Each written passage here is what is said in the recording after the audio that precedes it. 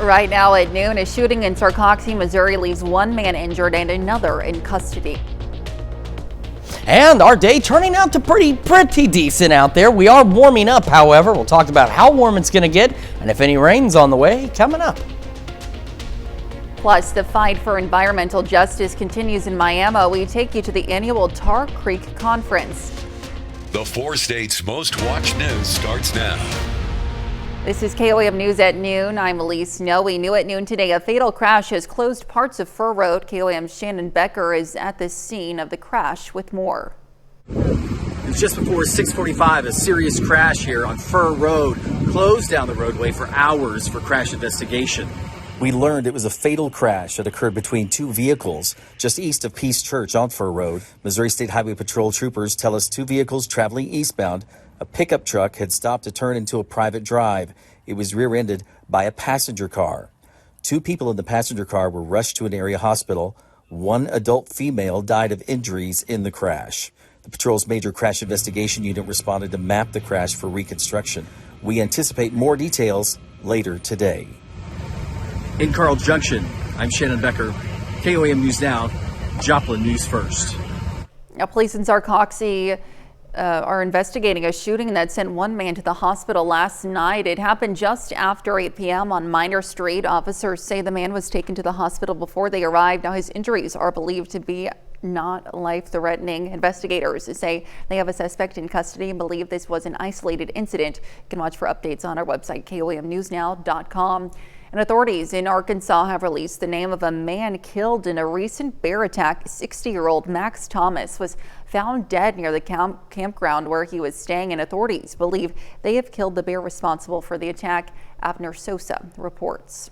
Sheriff Glenn Wheeler says Thomas's family called Thursday after losing contact with him. When they checked his campsite, Wheeler says they found signs of a struggle and drag marks leading away from the tent. Search teams later found Thomas's body nearby, and photos on his camera showed a black bear roaming through his site that same day. We found more pictures of that bear that hadn't been sent yet in his camp that morning. He says Game and Fish officers set traps and cellular game cameras. When a bear matching those photos appeared, local hunters helped track and tree it before it was killed. I'm not sure if the size of the bear has been released or not. The Game and Fish Commission carried that bear down to the Arkansas State Veterinarian last night in Little Rock. A necropsy was underway today. I don't know any findings from that whatsoever. Mainly, we want to know if this is the bear that attacked this gentleman. It looks like the photos that we have from the gentleman's camera. So we're pretty certain it is, but we want to make sure. Officials say black bear attacks are extremely rare. The last fatal one in Arkansas before one in Franklin County earlier this year was in 1892. Once they lose their fear of humans, that's when we have problems. And it's possible that this bear was fed by other people that were camping in that area, or it was just getting scraps. It's an extremely rare thing. It's a very unfortunate thing, but I feel a great sense of relief that we got the correct bear, and thank God that we can give the community a little relief. There was some fear in the community, and I'm glad we can put that to rest. The campground was temporarily closed for the safety of the public. Let's take it over now to Chris Warner for a look at today's forecast. Yeah, we are doing pretty good so far for our Wednesday. Got a little dark here for a second because that's, partly cloudy skies. Occasionally they'll pass right in front of the sun, and sometimes you need that little pause, but otherwise looking great downtown Pittsburgh. Same for the MoDOT camera, 20th and Rangeline. They zoomed it back in here, but let's look at all that traffic though. But again, the traffic is flowing. Certainly a good thing. If that traffic comes to a halt out there, that's when we've got some problems. We started yesterday 6 degrees above normal. As promised, the most fall-like day we've had and the most fall-like day we're going to have for a while. We were 1 degree below normal for our high. How about that?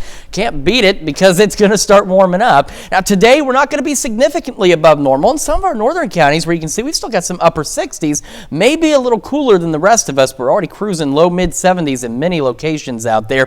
Mid 70s for our highs. Again, partly cloudy skies, and believe it or not, we'll go mostly clear through a good portion of the late evening, back down to low 60s by 11, and then our clouds will start gradually increasing later tonight into tomorrow morning, and that signals some rain chances. We'll take a look at those rain chances and just how much warmer it's going to get here in just a few more minutes. Elise? All right, Chris, thanks. Well, with fall weather settling in, lawn care and tree experts remind homeowners to keep up with maintenance. Well, Boyer's tree company just finished cleanup from April and June storms. Now he's seeing more calls for routine tree inspections. Warmer October temperatures can extend the growing season for some plants. For 27 years, the Tar Creek Conference has united community voices and scientists in the push for a cleaner, safer future.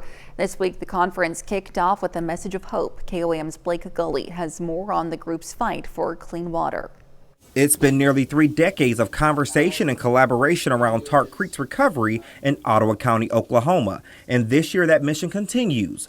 Opening the conference, Miami native Joby Taylor reminded the crowd what keeps that mission alive. Hope. If we think about hope as only a feeling we're having about how's this going to go, or a kind of a prediction of what's going to happen, to this area, then we do place ourselves kind of on the edge of despair. For organizers, it isn't just about what's happening at Tar Creek, but where that water goes next and how it can affect people along the way. What happens with Tar Creek is it flows down heavy metals every day. They go into the Neosho River. That goes into the Grand Lake of the Cherokees. We're connected by water. So what's in the water can be in us. So if we're eating the fish from that lake, from these rivers, we can be absorbing metals that come from us. That gift that we don't want to give. Over the 3-day conference, organizers are encouraging residents to stay informed and get involved, reminding them that lasting change depends on community voices taking action. It is incumbent upon us to be able to go out into our own communities and to say this is enough. And that's what we want to try to do. We want to try to get people who feel that they can't fight, give them a reason to fight. Reporting in Miami, Blake Gully, KOAM News. And the Tar Creek Conference continues through tomorrow with various events, including updates from the city of Miami on the Grand River Dams Authority relicensing. And in Joplin, Jasper Products is celebrating 25 years of business.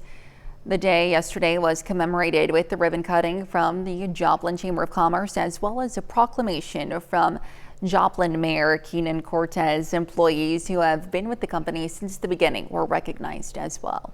I feel like we're a big part of what makes Joplin successful as a community. The restaurants, all the other things that people go out and spend money on, goods and services.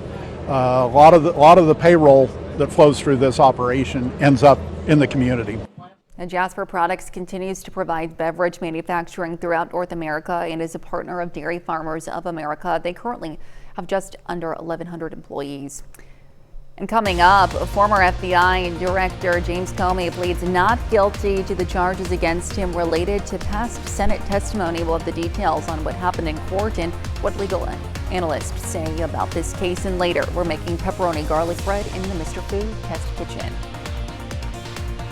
Well, he was once the top cop in America, but now instead of bringing criminal charges against others, former FBI Director James Comey appeared before a judge this morning to defend against criminal charges brought against him. Natalie Brand is in Washington, D.C. with more details. Inside this federal courthouse in Virginia, former FBI Director James Comey faced charges brought by the Justice Department he once served. He pleaded not guilty to 1 count of obstruction of a congressional proceeding and 1 count of making false statements related to 5-year-old Senate testimony during which he denied authorizing leaks to the media. I stand by what the testimony you summarized that I gave in May of 2017. CBS News legal contributor Jessica Levinson says the charges could be tough for the government to prove. The prosecution has to show here that James Comey didn't make a mistake, that he didn't have a memory issue, that he didn't intend to say one thing but accidentally said another thing.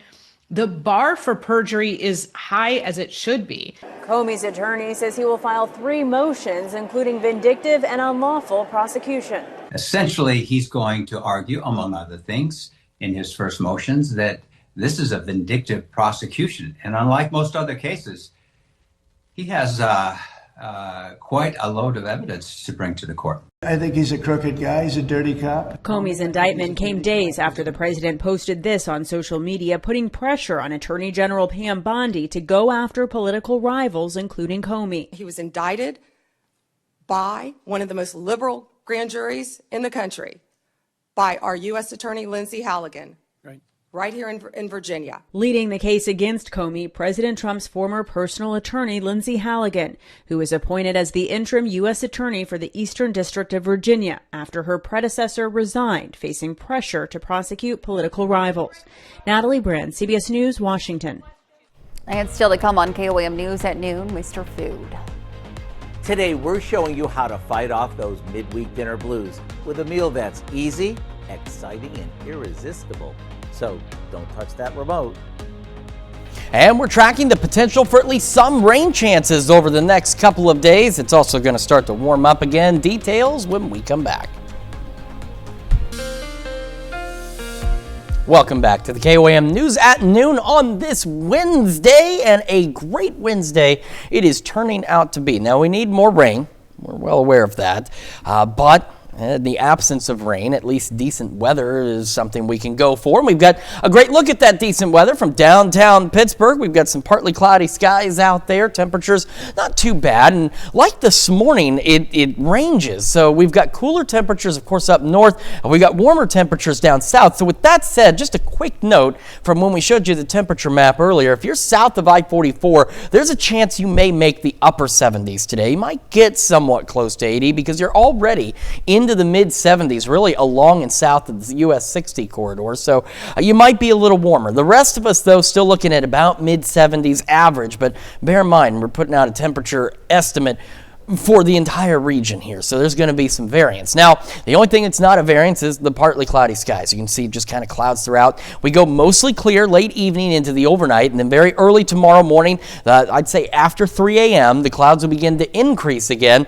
and then we've got that opportunity for some isolated to widely scattered showers, maybe a couple of rumbles of thunder as we go throughout the day on Thursday. Most of us will remain dry. Most of us will just be mostly cloudy, but despite the clouds, our temperatures will still warm up out there. Then as we go later into the afternoon, say after 3, any rain chance that is out there drops and we start having clearing skies. And like tonight, we're going to go mostly clear overnight. And then as we go back in almost the same time Friday morning, clouds increase again. So something to talk about. If you were with us this morning, we talked about 2 potential scenarios that we're looking to play out for Friday. One of them was one that we showed you on Future Track, which gave shower and thunderstorm chances over a more widespread area. The other scenario we talked about was something more like what we're expecting tomorrow, but in Friday, where it's very isolated and most of us are dry. Some good news for now, because tomorrow we'll have new updates. At least right now, there's a little more agreement that what you're about to see here is a more likely scenario. And that's good because we need the rain.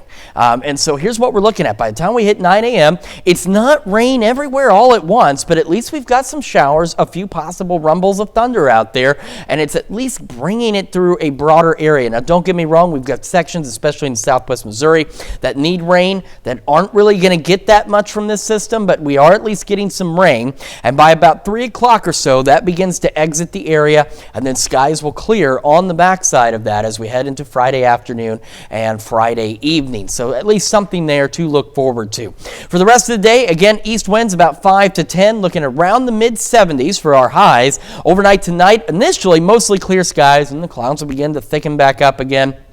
Early tomorrow morning, we're back above normal again, mid-upper 50s, and tomorrow temperatures continue to rise, upper 70s, a few of those isolated showers and storms, otherwise mostly cloudy skies. And unfortunately, week 5, or I've lost count, maybe week 6 of September, because September just hasn't let go yet, will continue into the weekend. Now, our weekend at least, it looks pretty decent out there. We've got the sunny skies, we're in the mid-80s, not where we should be, but at least we have a nice weekend ahead of us. As for the rest of the days next week, those temperatures just don't want to come down out there. Got some rain chances Monday, Tuesday, low mid-80s. Otherwise, long-range data still supports our temperatures dropping toward the end of the month. It's just we've got to get from here to there first. So a little more warm weather on the way. All right, Chris, thanks. Well, stick around. We're checking in with Howard in the Mr. Food Test Kitchen. Well, today's Mr. Food recipe is a fresh, hot out of the oven, homemade garlic bread. That's the perfect side dish to serve with any of your Italian favorites. Howard is making pepperoni garlic bread in the Mr. Food Test Kitchen. If you're feeling those midweek dinner blues, I have just the thing to get you over the hump. It's a simple recipe that's just as fitting for lunch as it is teamed up with a salad for dinner. Let me tell you, it's perfect on those nights when all you want to do is curl up on the couch with a movie. I'm talking about a loaded pizza-style garlic bread that's nothing short of, well, let's just say amazing. We start by combining some olive oil, fresh minced garlic, and a little salt and pepper.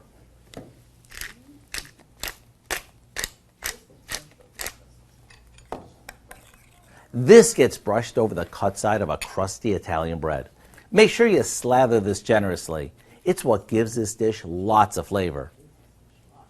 Over that goes chopped plum tomatoes, some sliced pepperoni that we've chopped, and a good amount of shredded mozzarella cheese. Now we'll bake this in a really hot oven, just long enough for the edges to get toasty and the cheese to melt. Sprinkle on some scallions, slice it with a serrated knife, and it's ready to dig into. It's sort of a cross between the best garlic bread you've ever had and an ooey gooey pepperoni pizza. To get the recipe for our pepperoni garlic bread, simply check out our website. I'm Howard with Kelly in the Mr. Food Test Kitchen, where today we found a garlicky great way for you to say, ooh, it's so good. It's good.